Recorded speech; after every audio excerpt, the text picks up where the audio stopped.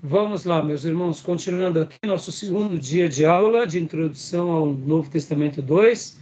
Vamos agora para o segundo bloco, parte 2, né? Então, falamos sobre a vida de Paulo, a obra de Paulo, as viagens, é claro que foi uma breve citação. Eu até não gastei muito tempo sobre as viagens missionárias, ponto a ponto, merecíamos. No entanto, como a gente vai agora discorrer sobre alguns livros e vamos entrar em alguns detalhes, a gente vai acabar voltando para os mapas e as viagens, tá bom? Mas falar de Paulo é muito difícil. Poderíamos gastar um módulo todo para falar de Paulo e ainda, eu diria, não concluiríamos, porque realmente ele foi o maior expoente do Novo Testamento, tá bom? Mas como é uma matéria de introdução, não dá tempo de mergulharmos tanto, tá joia? Então agora a gente vai para o próximo livro, que é Romanos. Nós tínhamos falado aulas atrás sobre Atos, e hoje a gente vai começar falando sobre Romanos. Percebam que nós não estaremos, irmãos, tratando do Novo Testamento 2 de forma cronológica. Assim como o Novo Testamento 1, a única parte que foi cronológica foi o período interbíblico. Novo Testamento 1, enquanto falávamos sobre o período interbíblico, trouxemos ali uma informação sobre os impérios, Império Assírio, Babilônico, Medo-Persa, Império Grego, Império Romano. Falamos bastante sobre essa questão do que acontece logo depois do Império Grego para o Império Romano, daquela questão da helenização do mundo, das revoltas dos Macabeus, da família dos Seleucidas, Ptolomeus, e depois falamos também sobre a família Herodiana. E ali entramos logo na sequência e falamos sobre os 4 evangelhos. Se nós formos pensar, quando começássemos a falar sobre o Novo Testamento, se nós fôssemos trabalhar de forma cronológica, ou nós iríamos ler e estudar Tessalonicenses, ou iríamos estudar Gálatas. Porque há uma discussão muito grande em quem foi o primeiro livro do Novo Testamento.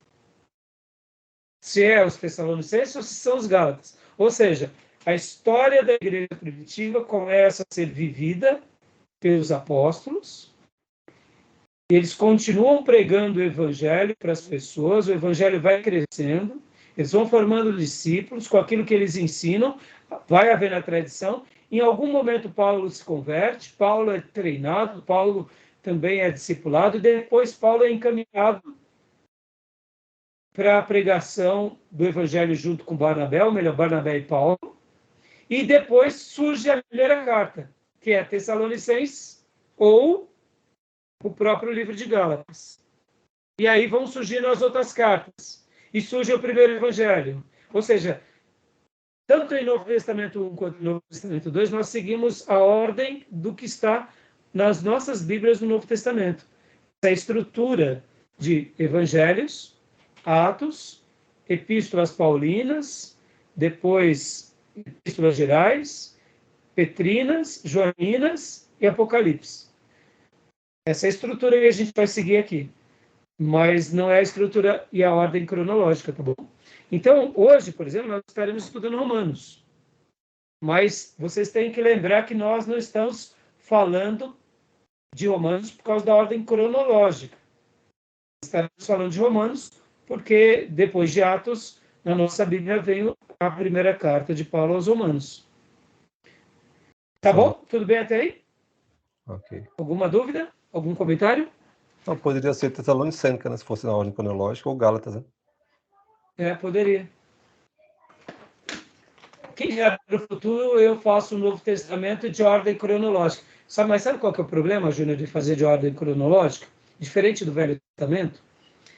Pensa assim, nós passaríamos o Novo Testamento 1, ao invés de estudarmos os 4 evangelhos, a gente ia estudar quem? Ia estudar Tessalonicenses ou Gálatas. E, de fato, fica um pouco mais complicado essa estrutura, por quê? Porque mesmo sendo a primeira carta, cronologicamente, Tessalonicenses ou Gálatas, nós não podemos perder de vista e do Novo Testamento é Jesus, né? Então, mesmo não tendo ainda os evangelhos, todos os apóstolos e a igreja estavam pregando o quê? As boas novas em Jesus. Então, por isso que eu acredito que todos os professores de introdução ao Novo Testamento, eles priorizam porque Jesus é o centro de tudo. Ele é o centro da Bíblia e ele é a maior revelação de todas. Então, seria como seguir a ordem cronológica, mas fica faltando o autor principal, né? E pensando em nós, como Igreja de Jesus 2000 anos depois, não falar sobre o Evangelho é como se estivesse deixando de falar sobre o Salvador. Então, por essa razão, eu quero acreditar que o consenso é período interbíblico, Evangelhos, ou o autor principal, e depois história da igreja primitiva, por isso que é Atos, e depois, aí sim, daria até para a gente começar agora, ao invés de Romanos, começar com Tessalonicenses. Eu acho que daria para montar uma estrutura assim, que seria um pouco mais fácil. Concorda? Porque quando você pega os 4 evangelhos, você menciona um pouco daquele período da infância de Jesus, ou do nascimento de Jesus, da infância de Jesus, João Batista, aí você, logo depois da obra de Jesus, morte, ressurreição e ascensão, você vem com Atos, que é a história da igreja. E aí você pincela. O que daria para fazer, em Atos, você colocar a cronologia, né? Mas também fica um pouco difícil, entendeu, irmãos? Percebam, irmãos, não tem uma regra.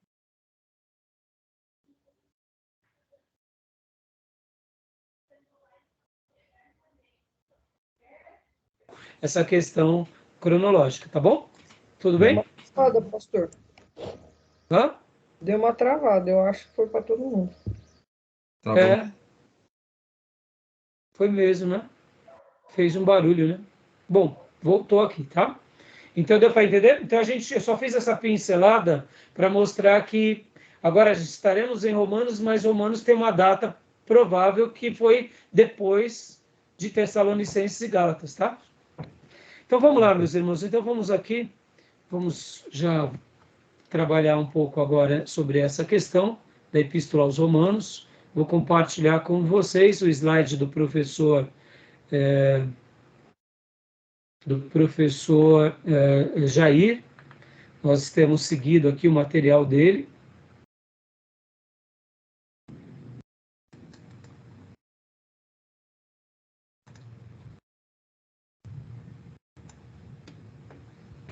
Vou compartilhar com vocês.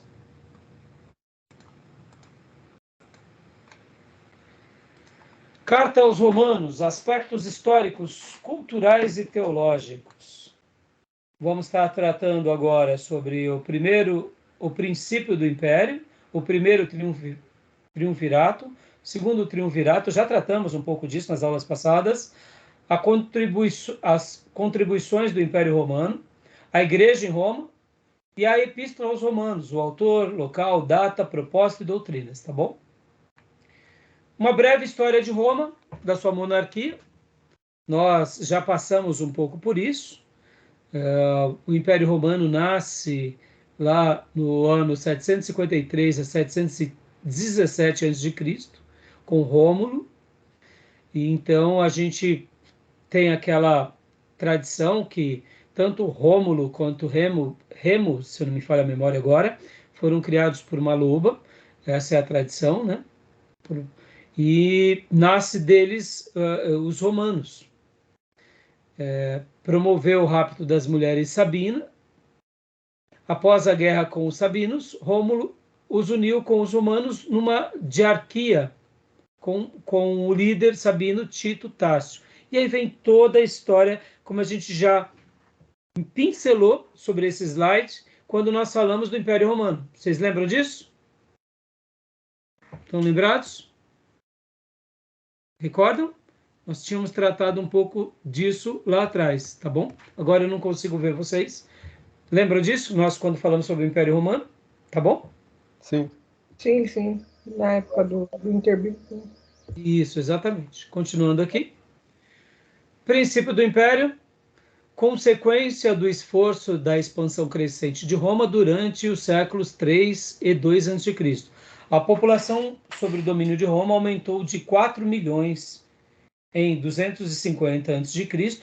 para 60 milhões em 30 a.C. Olha que crescente, hein, irmãos? De 4 milhões para 60. Naqueles dias, né? O que fez com que Roma tivesse o seu poder ampliado nesse período, de 1,5% da população mundial para 25%. No final do século II a.C., Gaius Marius transforma o exército romano num exército profissional, no qual a lealdade dos soldados de uma legião é declarada ao general e não à sua pátria. O surgimento de uma série de líderes militares como Sula, Pompeu, Júlio César, que, apercebendo-se da força à sua disposição, começam a utilizá-la como meio de obter ou reforçar o seu poder político. Lucius Cornelius Sula tomou Roma com o seu exército em 82 a.C., tornando-se ditador vitalício, quebrando as regras constitucionais. Sula resignou e devolveu o poder ao Senado romano, mas criou o precedente e lançou as instituições republicanas numa crise. Então aqui uma breve recapitulação do Império Romano. Isso me faz lembrar, né, Júnior, aquilo que você fala sobre o poder do exército romano, né? Lembra disso? Se comenta bastante, se comentou nas aulas passadas, né? O primeiro triunvirato com Júlio César, com Pompeu e com Crasso. E o segundo triunvirato com Otávio, César Augusto, Marco Antônio e Lépido, né? E aqui está um mapa mostrando o Império Romano. E aqui está o Mar Mediterrâneo. E aqui está a Palestina, ou Canaã, ou Israel. A grande nação onde Deus escolheu essa terra sagrada para revelar a sua palavra e escolheu daqui um povo para abençoar todos os povos da terra. E aqui estamos hoje. Então, olha como que realmente nós vemos o tamanho, né, do Império Romano, sempre às margens do Mediterrâneo. Contribuições do Império Romano. Pax Romana, do ano 30 a.C. até 180 d.C., início em Octaviano Augustus, época de paz e prosperidade do Império, que se estendeu da Gália até o Eufrates. Esse período da paz romana, percebam que está muito ligado, irmãos, ao período aqui de Herodes o Grande e do anúncio do Evangelho. Interessante, não? Nós temos a destruição do templo com 70, com o general Tito, que depois torna imperador. No entanto, é um período de paz no mundo. Querendo ou não, esse momento de prosperidade e de paz também abençoou a igreja e ajudou a igreja para que o evangelho chegasse em Roma, mesmo antes dos apóstolos terem ido para lá. É uma época de paz e prosperidade do império que se estendeu da Gália até o Eufrates. Roma se transformou de uma cidade de tijolos em uma cidade de mármore, né, e de grandes edificações. São os romanos que até desenvolvem a tecnologia, irmãos, de argamassa, né? Podem ver que as colunas romanas, no Império Grego já tinha isso, mas eles aprimoram mais ainda, né? A lei e a ordem acima de tudo, o governo autônomo das províncias, o que proporcionava a manutenção da língua, da cultura e religião dos povos dominados. Essa questão da democracia, algo que também já era característico do Império Grego, né?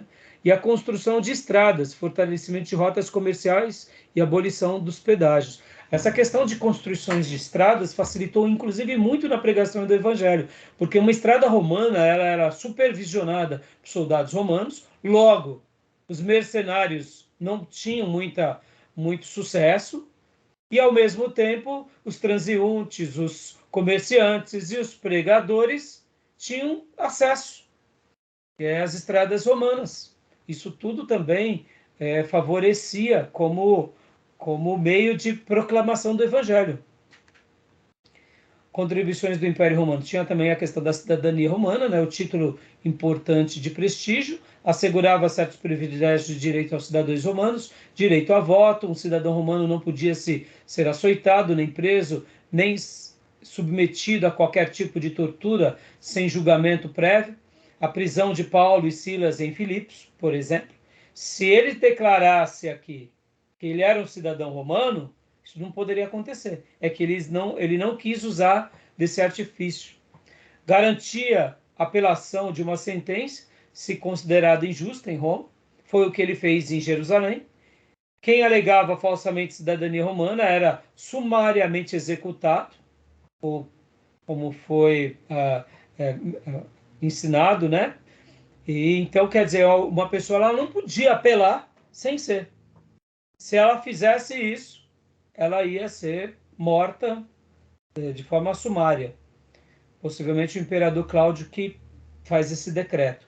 Enquanto a execução de um bárbaro era a crucificação, a execução de um romano, de um cidadão romano, era a decapitação, por ser considerado mais digna e misericordiosa. Lembrando aqui, irmãos, que só um detalhe, né? A crucificação, quando nós lemos a crucificação de Jesus, a crucificação de Jesus foi rápida, porque o corpo de Jesus já tinha sido açoitado durante a noite, ele já tinha sido agredido, ele já estava ali bem exausto. Pode ver que quando ele leva a cruz, ele não consegue carregá-la sozinho, é preciso com que Simão Cirineu o ajude. No entanto, olha que interessante, dizem os estudiosos que alguns que eram mortos pela crucificação ficavam 3 dias.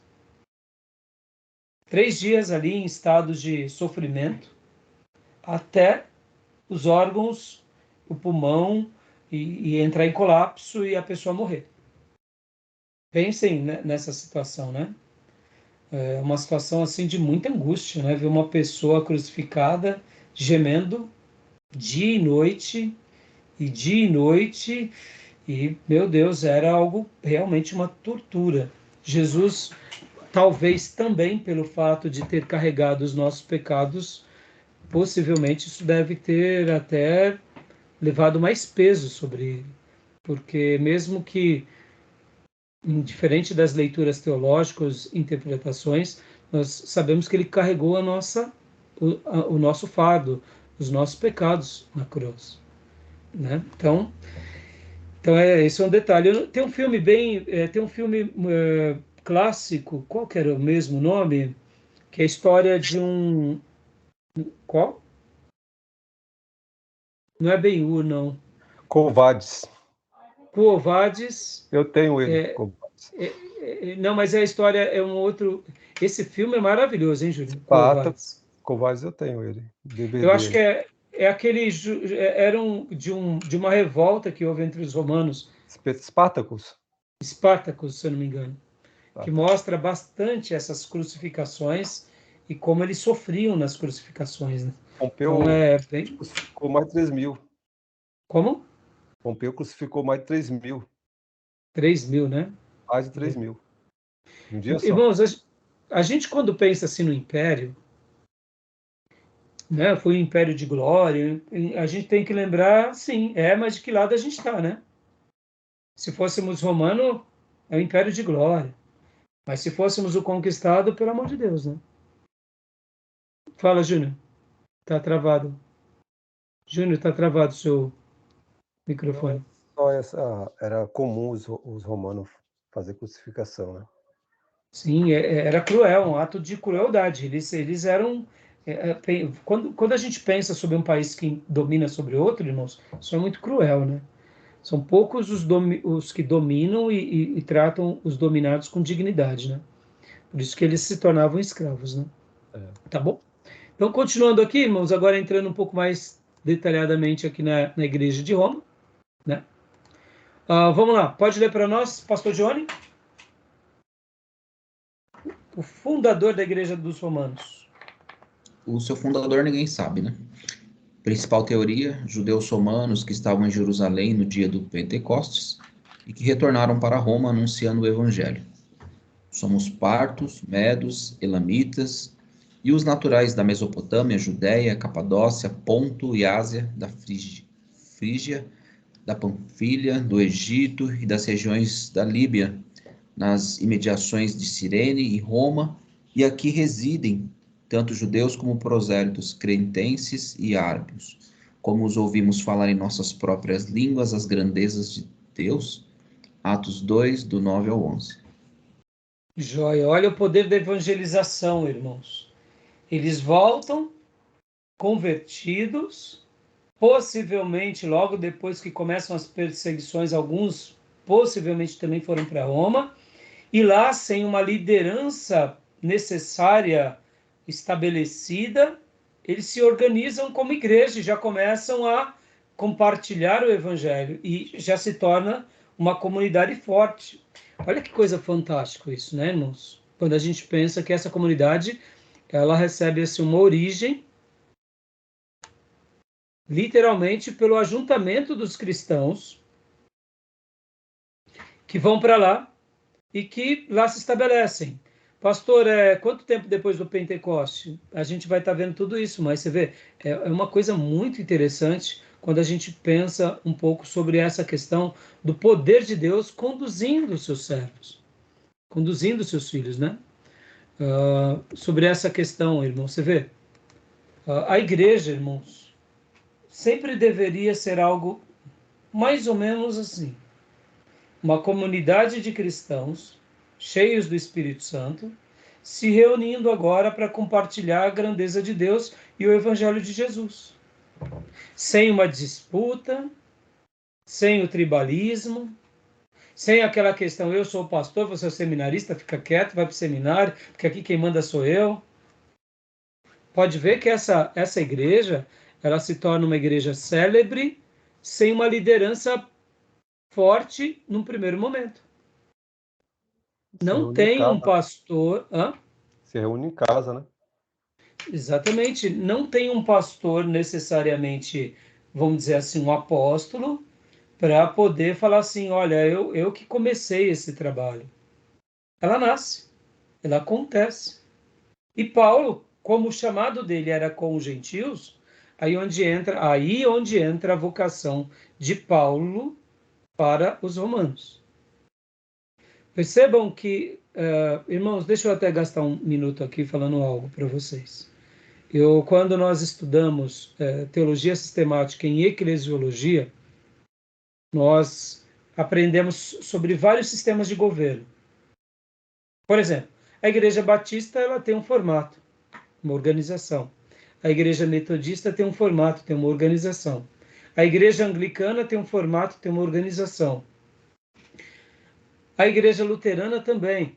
Os assembleianos também. Então, existem várias divisões entre o povo de Deus, ou vários estilos de administrações de igreja. Uns são democráticos, outros são congregacionais, democráticos, outros são episcopais. Qual é o melhor sistema de governo? Quando fazemos essa pergunta na classe, é muito legal, porque um seminário que recebe várias denominações, o assembleiano vai dizer que é o episcopal, porque dentro da Assembleia de Deus é um sistema de governo parecido com o episcopal. Tem o líder nacional ou mundial, depois tem o líder da nação e depois tem os líderes estaduais e depois tem os setores. E esse pastor presidente é aquele que coordena tudo. Aí um presbiteriano, quando você fala qual é o melhor sistema de governo, ele vai falar assim, não, eu não gosto do sistema episcopal, eu prefiro o presbitério. Porque são grupos de pastores que se reúnem para tomar as decisões da igreja. Aí você pergunta para o batista ou para o congregacional, eles falam, não, o melhor sistema de governo é o democrático. Porque é por meio da igreja que a gente escolhe o pastor. É a democracia. E aí eu pergunto para vocês, qual é o melhor sistema de governo? Então, olha só que interessante, irmãos.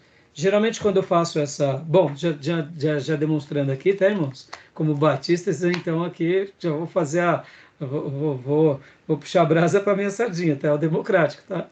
Mas assim, Assembleia. agora, não, entendeu? Já vou puxar. Mas assim, agora, eu gosto de ensinar no seminário isso, irmãos. Eu falo, não há um sistema de governo perfeito. Há o que é melhor e há o que não é tão melhor, é o menos melhor. Então, há o que é melhor e o que não é tão bom. No entanto, olha que curioso. Em alguns momentos da história da igreja, esses que parecem que não são tão bons, eles são protagonistas. Por exemplo, John Wesley, com o sistema de governo episcopal, no momento de avivamento, ele consegue unir debaixo dele uma liderança tão pujante, e aquilo que era bom se torna extraordinário. Olha que interessante. Então, em alguns momentos da história da igreja, aquelas lideranças se tornam mais. Já os batistas, com a sua democracia, em momentos de crises, de apostasias, de heresias, por serem democráticos, eles debatem mais. Então, a heresia não tem muita força, porque aí tem mais discussão. Porque se o líder está se desviando, ele não consegue introjetar no meio democrático as suas ideias. O povo batista ele vai se pulverizar, ele vai se multiplicar em vários pensamentos. Então, olha que interessante, já em um período de, de, de apostasia, de heresia, o povo democrático ele tem uma força imensa. A heresia não consegue entrar com força. Porque quando o líder começa a querer impor, levantam-se outros e outros e outras vozes, e aquelas vozes corretas acabam tendo mais força, e aquele líder. Podem ver, irmãos, o que acontece na Igreja Universal? O Macedo que começa com uma heresia, hoje eles viram praticamente uma seita.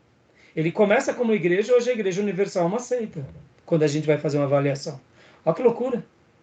Começo, mas é por quê? Porque é uma liderança de bispo, episcopal. Olha que perigo. Em uma geração nasce uma igreja e na mesma geração vira uma seita. Por causa de uma liderança corrompida. Se é uma liderança democrática, ele não consegue, porque há uma há uma multiplicação, entendeu? Então, o que eu quero falar com isso? A igreja dos romanos, a gente sabe que aqui o contexto é a igreja apostólica, a liderança apostólica. Mas, e aí, concluindo meu ensino em eclesiologia, eu falo o seguinte, que a melhor liderança que existe é a liderança onde todos são cheios do Espírito Santo. Porque aí não importa o sistema de governo que você é ou a denominação que você pertence. Quando nós somos cheios do Espírito Santo, podemos estar num sistema de governo episcopal, democrático, presbiteriano, não importa, podemos fazer parte até da Inglaterra, aonde a religião oficial é o anglicanismo. Se eu sou cheio do Espírito Santo, não importa qual é o sistema de governo. Eu vou proclamar as boas novas e anunciar Cristo. Agora, é claro, existe o que é melhor e o que é pior, só admitamos. Mas percebam que aqui a Igreja dos Romanos, ela foi organizada por crentes cheios do Espírito Santo. Crentes maduros, que queriam crescer nessa verdade. Tá bom? Interessante isso, não, irmãos? Querem fazer algum comentário, alguma dúvida? Tranquilo? Podemos prosseguir? Então vamos lá.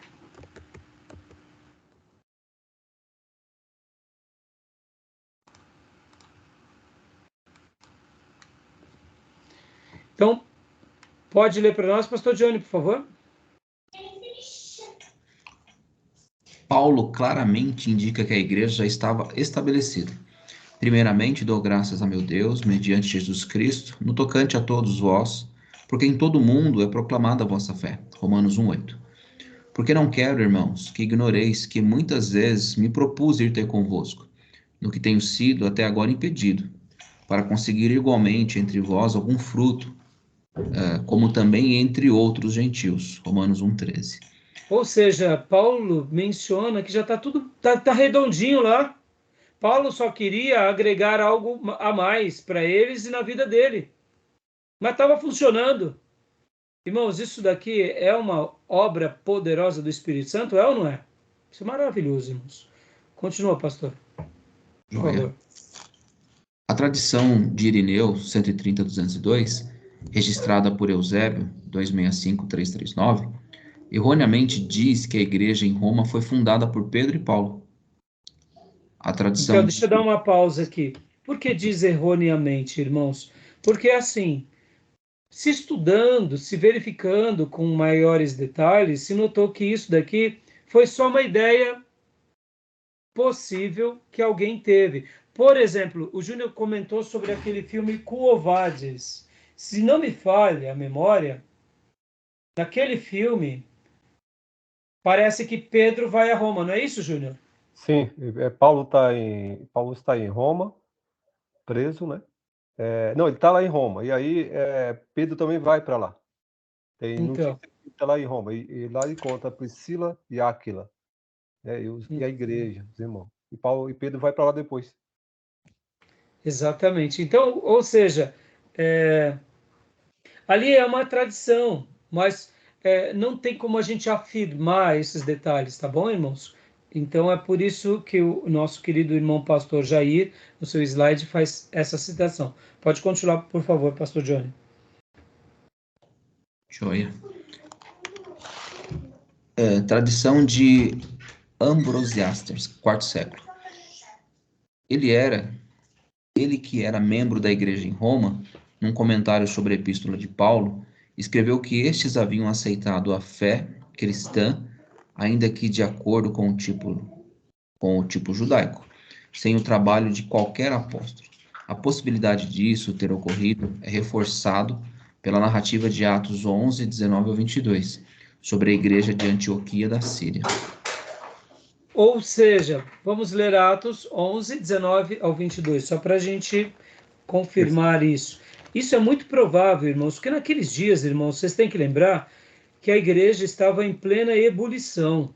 Conversões poderosas estavam acontecendo, o povo estava sendo contagiado pelo poder do Espírito Santo e obras lindas iam acontecendo.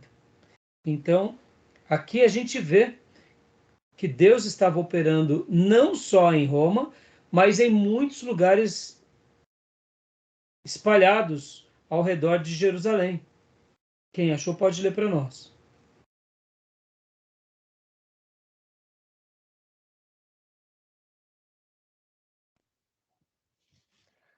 E os que foram dispersos pela perseguição que aconteceu por causa de Estevão, caminharam até a Fenícia, Chipre e Antioquia, não anunciando a ninguém a palavra senão somente aos judeus. E havia entre eles alguns homens chíprios e sirinenses, os quais, entrando em Antioquia, falaram aos gregos, anunciando o Senhor Jesus. E a mão do Senhor era com eles, e grande número creu e se converteu ao Senhor. E chegou a fama dessas coisas aos ouvidos da igreja que estava em Jerusalém, e enviaram Barnabé a Antioquia. Tá bom, até aí. Obrigado, Júnior. Você vê que Barnabé, no primeiro momento, ele está em que igreja, irmãos? Jerusalém. Jerusalém. Então você vê, a palavra está sendo espalhada. Sim. E Não, isso aconteceu em todos os lugares, né? Pode falar, Júnior. o que ele está dizendo é que não teve intervenção de nenhum dos apóstolos da liderança. Porque Exato. aquela repercussão lá em Jerusalém de Atos já propagou para todos os cantos, entendeu? Exatamente. E como lá em Atos fala que logo na pregação de Pedro, na primeira mensagem, se converteram 3.000 e algum tempo depois já estavam chegando a 5.000, essas conversões, esses discipulados, foram sendo contagiantes, né? Irmãos, uma coisa que a gente aprende na história da igreja é verdade. O sangue novo vem dos novos convertidos, viu, irmãos? Porque é por meio dos novos convertidos que a mensagem de transformação ela é mais difundida entre as pessoas. Por exemplo, irmãos, nós já somos crentes há um bom tempo. Dar um testemunho nosso é interessante, mas as pessoas já nos conhecem. Agora, quando é uma pessoa que acaba de passar pela experiência da conversão, aquilo que ele fala e o momento que ele vive para as pessoas que estão ao redor deles acaba sendo muito pujante. Um novo convertido, ele é um cristão muito contagiante. E nós, como velho convertidos, precisamos sempre relembrar desses princípios para lembrarmos como éramos, para que a gente não perca esse anúncio contagiante de um evangelho que um dia também nos transformou. Porque nós, muitas vezes, acabamos caindo na monotonia religiosa e se esquecemos que éramos pessoas que viviam erradas, né? Então, isso sempre foi assim e sempre vai ser assim. Podem ver o efeito de uma igreja que passa pelo avivamento. É maravilhoso, né? Tá bom? Irmão Júnior, leia para nós agora características da igreja em Roma, por gentileza. Característica da igreja em Roma. No início da igreja, judeus somente. Com o tempo surgiram conflitos entre judeus e judeus convertidos, motivo que pode ter levado o imperador Cláudio a expulsar os judeus de Roma, 49 depois de Cristo. Motivo oficial registrado por Suetônio. Conflitos causados por, aspas, Crestus, que pode ser uma alusão a Christus, Cristo em latim. Olha só, então perceba que houve alguma coisa na comunidade judaica que o imperador Cláudio expulsa os judeus de Roma. E esse escritor, Suetônio, ele registra Crestus. Alguns outros historiadores também, quando vão se referir a Cristo, eles sempre põem Crestus. Possivelmente, o que eles estavam querendo dizer seria Cristo, tá, irmãos? Continua para nós, Júlio, por favor. Com a expulsão dos judeus, a igreja tornou-se gentia. Com a morte de Cláudio, em 52 depois de Cristo, Nero assume o império e permite a volta dos judeus a Roma. No momento 56. Olha só que interessante, né? Então, eles passam por um momento agora onde a igreja só tem o quê? Gentios. Porque os judeus foram expulsos. Certo. Né? Joia. Continua, por gentileza. Momento da carta de Paulo, constituída na sua maioria por gentios, o que não exclui a presença de judeus. Ou seja, já que retornaram, não significa que não tinham. Né? Continua para nós, por favor. Paulo exorta os gentios a uma atitude de humildade para com os judeus, o que revela um possível conflito entre judeus e gentios cristãos. Lembra daquela palavra sobre ser enxertado? Ora, não despreze, porque se nós formos enxertados, quanto mais eles que eram ramos. Então dá para ver que havia sim uma coisa meio que mal resolvida, mas Paulo aqui vai orientando para que haja harmonia. Mas percebam, irmãos, que a igreja de Roma não era uma igreja repleta de defeitos, uma igreja repleta de maus hábitos. Paulo dá algumas recomendações, Paulo vai fazer alusão ao comportamento dos romanos. Paulo não exorta eles às práticas dos romanos, dizendo, vocês parem com isso. Dá para ver que ele já tinha um comportamento e uma postura muito clara com relação aos princípios de Cristo. Olha que interessante, irmãos, agora aqui eu quero fazer um adendo, hein? Olha só, deixa eu fazer um adendo aqui.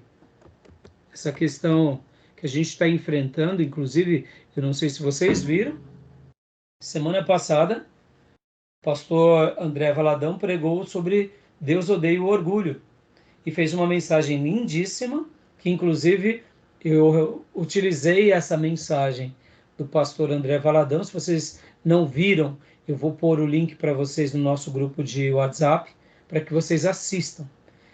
Essa mensagem nós passamos sábado na nossa igreja, porque nós estamos tendo uma escola bíblica, eu diria, um pouco diferente. Eu pego uma mensagem, passo para a igreja, depois debatemos com as classes. E foi essa a mensagem. E eu, inclusive, disse, tanto no sábado quanto no domingo, que eu fiquei muito orgulhoso do pastor André Valadão, porque ele foi amável, foi respeitoso, e ele se posicionou como uma igreja tem que fazer. Irmãos, o que está dando de falar é algo fora do comum.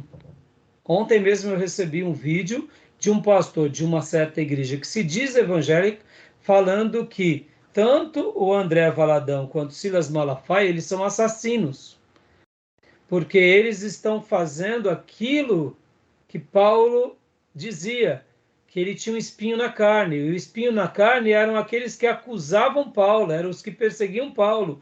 E tanto o André Valadão quanto Silas Malafaia, eles são assassinos e são espinhos na carne, são mensageiros de Satanás. Olha o que o pastor diz. Um pastor. E aí ele, inclusive, disse, se algum homossexual ou LGBT ou etc e tal se suicidar por causa da mensagem do André Valadão, a culpa é do André Valadão. Olha que absurdo. Sem nexo, que ridículo. Ou seja, eu não posso chegar por uma pessoa que é muçulmana e pregar Cristo e falar de Cristo para ele. Eu não posso chegar por uma pessoa que é espírita e falar do espiritismo, porque se ele se suicidar, a culpa é minha. Ridículo. Pelo contrário, E ele, está livre inclusive, do começou sangue a fazer dele. toda a construção, porque uma mãe que despreza o seu filho tem que ser... Ele fez irmãos, uma celeuma. Então, olha agora, por que eu estou gastando esse tempo aqui e quero fazer esse adendo aqui? Vamos lá, irmãos. Irmãos, a igreja de Jesus, em todos os períodos, você não vai ver a igreja de Jesus, em todos os períodos, maltratando qualquer pessoa, qualquer viciado ou qualquer prática. Nunca existiu isso na história do cristianismo, porque quem fez isso foi repreendido. Nós, como cristãos, por exemplo, não compactuamos com a idolatria, com nenhum tipo de idolatria. O amor ao dinheiro, que é a avareza, é uma idolatria, nós não compactuamos. A pastolatria, culto ao pastor, o bispolatria, o apostolatria, nós não compactuamos. A denominacionalatria, também não compactuamos. A bibliolatria, nós não compactuamos. Nenhum tipo de idolatria. Ora, eu posso falar isso? Então, percebam, por que eu estou falando isso? Eu quero fazer um adendo aqui. A igreja aos romanos, eles viviam num costume romano muito pervertido, porque a sexualidade entre os romanos e os gregos era muito pervertida. As casas de massagem e as relações homossexuais eram muito comuns entre os gregos. Era mais comum entre os romanos e os gregos do que das outras nações. As outras nações não eram tão comum a prática homossexual. Mas entre os gregos e principalmente entre os romanos, sim. Quando o homem ele era o pater familia, ele tinha todos os que estavam debaixo dele como seus objetos. E eles tinham, inclusive, relações sexuais nas casas de massagem com mulheres ou com homens, isso fazia parte da cultura. No entanto, se convertem romanos ao cristianismo e eles param com essa prática. E Paulo, no capítulo 1, já menciona, realmente, olha, essa prática é antinatural. E quem vive esse princípio está sendo entregue às suas próprias paixões e Deus o condenará. E a igreja aos romanos, mesmo sem um pastor e apóstolo, eles andavam na contramão do mundo e eram resolvidos. Hoje, olha como a gente está vivendo, irmãos, os finais dos tempos e como a gente vai ter que ter sabedoria de lidar com esses que estão dizendo que porque nós não concordamos, nós estamos sendo tirânicos. Olha como eles tentam dramatizar um discurso de ódio, um discurso de acusação, simplesmente porque nós não concordamos. Eu não concordo com nenhum vício, irmãos. Nenhum vício. E nem por isso eu vou me tornar um assassino se eu chegar para uma pessoa que tem um vício e falar, olha, para com o vício, Deus não quer que você seja um viciado, porque os viciados, os mentirosos, os idólatras, os assassinos não herdarão o reino dos céus. Ou seja, então, eu não posso mais pregar. Eles não nos respeitam e querem ser respeitados. Exatamente. Então, Entendeu? estou fazendo esse adendo aqui, irmãos, para vocês verem como eles eram resolvidos nisso, tá bom? Beleza, meus irmãos? Algum comentário? A igreja de Roma era separada, era tida como aqueles que comia gente, porque existia entre eles lá uma distorção. Olha, os cristãos se reúnem secretamente, questão da ceia, eles comem pessoas, são como que é, gente canibais. Canibais. Era isso que eles falavam. Por quê? Porque a igreja do Senhor não reverenciava o imperador, que era representado como Deus. Era isso que os imperadores ficavam mais irritados. Colocou os cristãos na arena, Nero dava risada e dizia: Mas por que eles não estão chorando? Eles não estão pedindo para parar. Foi a pior decepção de Nero, foi que os cristãos entravam dentro das arenas cantando, louvando ao Senhor. Isso acabou com Nero, porque ele queria que eles invocassem clemência, reverenciassem o imperador. E o cristão ali, ó, fiel ao Senhor. E é isso que tem que ser o cristão. Não se dobrar diante desses efeminados, desses que querem trazer de volta a sodomia, a podridão, a devassidão. E detalhe, né, Júlio? Olha que interessante. Nesse filme retrata bem, quando formos estudar a história da igreja, irmãos, tem um livro do Justo Gonzalez que fala a Era dos Mártires. Além de tudo, muitos desses que eram jogados nas arenas para serem devorados pelas feras, eles começavam a cantar louvores. Ou seja, eles cantavam louvores, enquanto um estava sendo deslacerado, eles estavam cantando. Então, por isso que os romanos se convertiam também. Porque como pode alguém estar indo morrer como uma ovelha no matadouro e está adorando esse tal de Crestos, que dizem que é Senhor? Só pode ser alguém especial, pelo qual eles não estão dando mais valor à sua vida, estão dando mais valor à vida do tal de Crestos. Interessante, Covardes. Né? Covardes tem essa parte aí. É maravilhoso, né, Júnior? É uma coisa maravilhosa, é um clássico. É um clássico. Então, tudo bem? Querem fazer mais algum comentário? Maísa, Cleusa, Johnny? Tranquilo? Então vamos lá. Continuando aqui. A igreja de Roma... Opa, não compartilhou, né?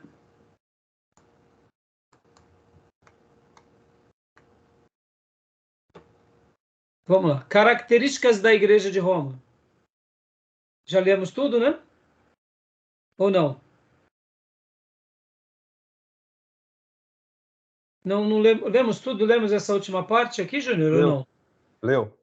Que Paulo exortou o gentil por causa da... Isso, tá certo. Isso. Leu. O autor, então. Quem é o autor? Continua lendo para nós, Júnior. A autoria de Paulo já era citada no século II. Tertuliano, século III, já aceitava a autoria de Paulo como tradição. Das 13 cartas atribuídas a Paulo, 4 são aceitas universalmente, principalmente devido à semelhança de estilo. Romanos, Gálatas, 1º e 2º Coríntios. Opa, então aqui vocês já viram uma coisa muito interessante. Tanto a tradição da igreja, quanto o estilo literário é muito forte nessas cartas. Então, Paulo fica bem claro e contundente aqui, tá bom? Pode continuar? A quem negue a autoria de Paulo, Loman, Slack e os acadêmicos holandeses, At Robertson, Image Verbalis em El Novo Testamento. Seguidores liberais da escola de Tubige, né? Seguidores de F.C. Bauer, A.T. Robertson, Imagens Verbais do Novo Testamento. É aqui alguns que questionam, né? Essa questão da autoria. A origem, local de composição, da onde Paulo escreveu a carta aos Romanos. Pode continuar, Júnior. Origem Corinto, né? Evidências internas que apoia a origem em Corinto. Pode ler tudo isso daqui para nós? Referência a Febe, a portadora da carta aos Romanos, membro da igreja de Cencreia, porto de Corinto, distante cerca de 29 quilômetros da cidade, Romanos 16, 1 a 2. Referência a Gaio, seu anfitrião, 1 Coríntios 1, 14. E referência a Erasmo, Atos 19, 22 e 2 Timóteo 4, 20. Ou seja, aqui também temos evidências internas de que foi Paulo. Pelo fato de ele estar citando, inclusive, aqui, essas citações, tanto em Romanos 16 como em 1 Coríntios 1, e aqui também essas referências de Atos e Timóteo. Agora, deixa eu fazer um comentário aqui. Aí, eu não cheguei lá, mas eu vou chegar. Como era a cidade dos corintianos? Vamos lá. Vamos fazer uma breve citação aqui. Tem um livro chamado Derrota Corintiana. Tem um livro. É? Tem. Eu tinha ele perdido. Tá. É um livro do Caio Fábio, é um livreto. Ele tem um título, Derrota Corintiana. Entendi. O título, o Caio Fábio sempre foi muito bom com títulos, né? No sábado, um irmão até falou para mim sobre ele, falou, pastor, ele tá assim, fora de si, né, o Caio Fábio. Eu falei, irmão, ele já está há muito tempo, né? Agora está pregando até sobre OVNIs, ele me disse. Eu falei, irmão, depois que o Caio Fábio voltou, ele nunca mais voltou a ser o mesmo. E esse Perturbado. irmão, no passado, ele até chegou assim, acompanhar um pouco o Caio Fábio e falar para ele, cuidado, irmão, cuidado. E graças a Deus ele, vamos dizer assim, né? Deus abriu os olhos dele. Mas eu não posso negar que é um homem inteligente e é um homem que, infelizmente, é outro. Você pega as mensagens do passado, os livros do passado e vê o que ele tem feito, pregado e ensinado, são... a pergunta que fica é o mesmo homem? Como pode isso acontecer? Irmãos, isso nos dá medo, tá? Isso nos dá medo. Isso nos dá medo ver isso, ver o Ricardo Gondim onde está, o Ed René onde está. Isso nos dá medo, tá? Nos Virou dá um hippie em medo. decadência. Hã? Virou um hippie em decadência. Isso nos dá medo. Nos dá medo porque, Pastor Johnny, eu não sei se você chegou a ver vídeos do Caio Fábio antigamente. Não? Não, sim, e concordo com o senhor, tá? Eu conheço, vi vídeos no passado, recentemente vi algumas coisas novas, e assim. Inclusive, eu vi um podcast que ele participou, tá ele, um, um judeu e um sheik. Vergonhoso. Então, falou a palavra correta. Eu confesso para vocês que logo depois da retomada dele, eu pensava, não, ele vai voltar. E aí eu comecei a acompanhá-lo e eu vi que ele estava estranho. As posturas dele, a postura dele sempre criticando, se tornou amargo, se tornou. Eu falei, nossa, ele não está legal. E aí, isso logo depois do retorno dele, eu vi que ele só tinha crítica, um linguajar pesado. Eu falei, não, não dá para acompanhá-lo mais. Alguém já disse uma frase muito interessante, que ele diz que ama o noivo, mas esfaqueia a noiva, né?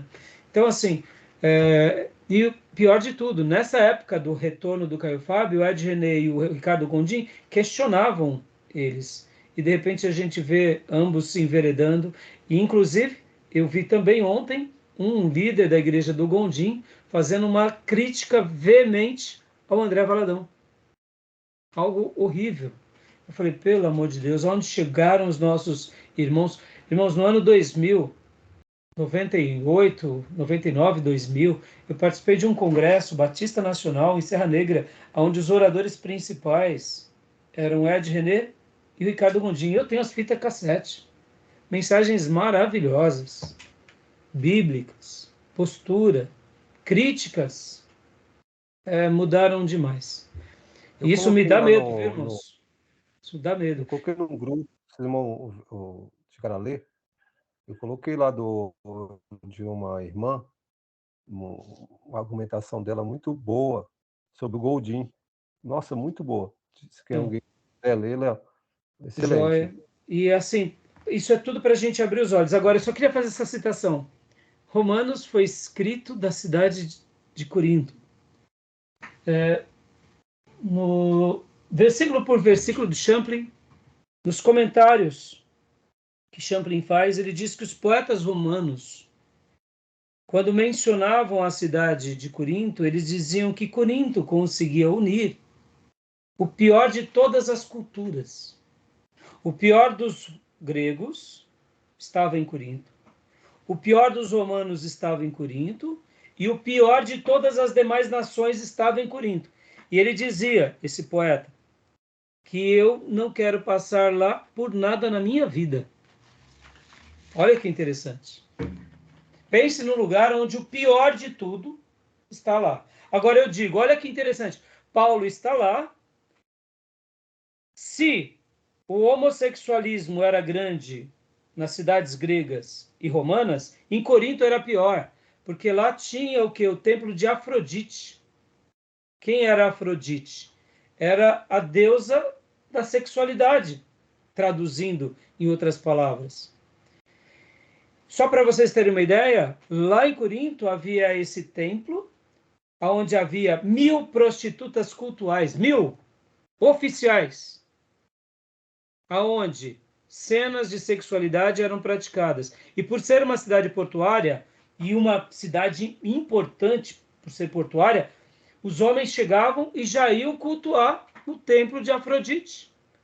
Paulo vai para essa cidade, nessa cidade que é 1000 vezes pior do que os romanos, se posiciona, não se corrompe, ganha pessoas e ainda dali ele não se contamina com a cidade, mas escreve uma mensagem poderosa que a gente tem como quinto evangelho, que é a mensagem, a carta aos romanos. Dá para imaginar como esse camarada foi cheio do Espírito Santo? Ele não se contamina, ele ganha pessoas, cria uma igreja problemática? Era, mas era a igreja que ele tinha. E ali ele faz essa obra brilhante, que é o livro de Romanos. Dá para imaginar? Então, fiz questão de deixar isso como uma fala aqui, para a gente até fechar esse bloco, porque, irmãos, não importa o lugar que a gente está. Se formos cheios do Espírito Santo, a gente vai andar na contramão e Deus nos usará para ganharmos vidas e para fazermos obras notáveis. Paulo fez isso na cidade dos corintianos. Ele escreve uma carta aos romanos, uma carta cheia de unção. A impressão que dá é que Paulo estava num lugar assim, quase que o terceiro céu. Concorda? Para escrever Romanos. Uma reflexão apurada no meio de teólogos, de uma irmandade espirituosa. Não. A igreja dos corintianos era terrível. O povo era mundano, pecador, toda sorte de pecados e paixões. E Paulo está aqui, em comunhão plena com Deus, escrevendo uma carta, uma das mais fantásticas sobre o poder de Deus, sobre a eleição, sobre a salvação, sobre doutrina. Meu irmão, como esse homem é extraordinário. Tá bom? Estou fazendo isso porque quando eu preguei 1 Coríntios, isso me marcou demais. Imaginar que Paulo escreveu da cidade dos corintianos essa carta de Romanos. Isso é maravilhoso, irmãos. Isso é maravilhoso, maravilhoso. Por isso que a cadeia foi café pequeno, entendeu? A cadeia, soldado romano, não tinha orgia, não tinha os gadarenos, tinha os romanos ali presos, entendeu? A cadeia ficou pequenininha. Deus tem os seus métodos. Percebe, irmão, como que a gente precisa ser cheio do Espírito Santo, né? E tá vendo, irmão, como que a gente é pequeno, né? Porque muitas vezes a gente está reclamando dos atribulados da igreja, da família. E a gente está falando, Senhor, não consigo pregar. Então, por isso que a gente tem que olhar para Paulo, né? Tá bom? Beleza, meus irmãos? Já sabiam disso, não? Ah, sim, eu já li sobre Corinto. É uma cidade problemática. Mas essa ideia de que Paulo, nesse contexto, faz essa carta. Ah, tá. Não. Eu não sabia. Então, eu fiz questão de deixar esse destaque, porque são pequenos destaques que a gente aprende e passa para os irmãos, que isso é um consolo extraordinário para a nossa vida. Né? E uma coisa também que eu fiquei impressionada também, nesse vídeo do pastor, foi que quando Paulo ficou preso, ele pregou para os soldados, né? Vários soldados. Sim. Soldados fazia parte do alvo dele, né? Então, a guarda pretoriana, o pretório, as guardas principal. Por isso que também, além do evangelho já ter chegado entre judeus e gentios, agora chegou na corte. Sim. O filme do Covardes, ele retrata bem, ele é uma figura lá, acho que é do exército, esqueço o nome agora, que ele ganhava a liberdade, né? E ele foi convertido. Ele teve uma audiência com Paulo. Então, depois passa para nós o filme também, viu, Júnior? Porque para os irmãos conhecerem essa obra. Irmãos, Faltam alguns slides, eu sei que a hora já se avançou um pouco, mas eu vou precisar de mais uns 10 minutos, tudo bem? Para a gente... Então, vou concluir aqui esse fechamento e a gente vai continuar ainda a Epístola de Romanos, tá bom?